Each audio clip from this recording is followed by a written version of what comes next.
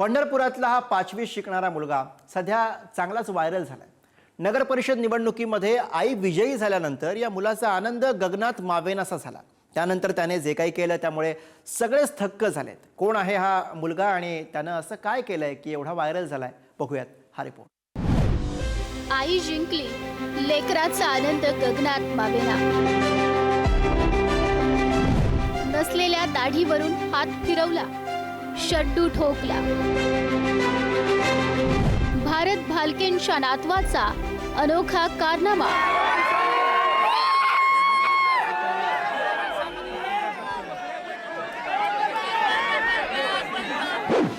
इयत्ता 5वीत शिकणारा हा शौर्य भालके पंढरपूर नगराध्यक्ष पदाच्या निवडणुकीत विजयी झालेल्या तीर्थक्षेत्र विकास आघाडीच्या प्रणिता भालके यांचा हा मुलगा।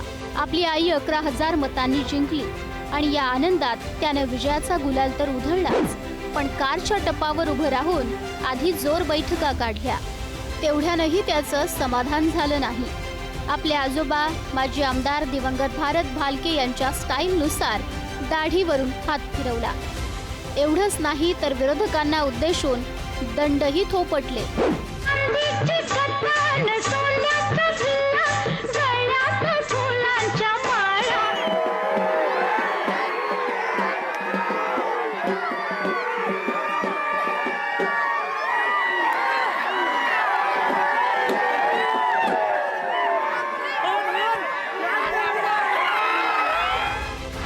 याआधी 2 निवडणुकांमध्ये भालके कुटुंबियांना हार पत्करावी लागली होती। विधानसभेला भगीरथ भालकेंचा 8,430 मतांनी पराभव झाला होता। आता तब्बल 14 वर्षांनी भगीरथ भालकेंनी पंढरपूरमध्ये सत्तांतर घडवून आणलंय। भाजप आमदार समाधान आवताडे आणि माजी आमदार प्रशांत परिचारक यांना धक्का दिला। भारत भालकेंच्या सुनबाई प्रणिता भालके तब्बल 11,138 मताधिक्यानं नगराध्यक्षा झाल्यात। पंढरपूर नगर परिषद निवडणुकीत परिचारकांच्या सत्तेला सुरुंग लावत भालकेंनी पराभवाचं उट्ट काढल्याचं मानलं जातंय। नाना सोडून गेले मला तेव्हा मी 5 वर्षाचा होतो आणि 2021ला आमचा पराभव झाला, मग विरोधकांनी पण दंड थोपटला होता। 24ला देखील त्यांनी थोपटला होता दंड, म्हणून आज नानांच्या आठवणीत आणि माझी आई निवडून आली म्हणून मी दंड थोपटला।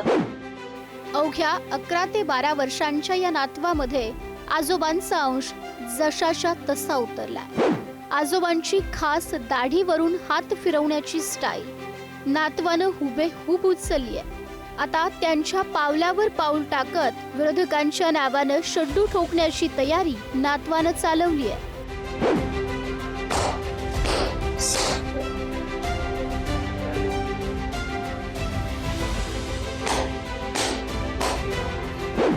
मुलाचे पाय पाळण्यात दिसतात, तसंच शौर्य भालकेच्या बाबतीत म्हणता येईल राजकारणाचं बाळकडू त्याला घरातच मिळतंय। त्यामुळं दंड थोपटून विरोधकांना शिंगावर घेणारा शौर्य राजकारणात कधी उतरणार याची प्रतीक्षा पंढरपूरकरांना आहे। माऊली डांगे, पुढारी न्यूज, पंढरपूर।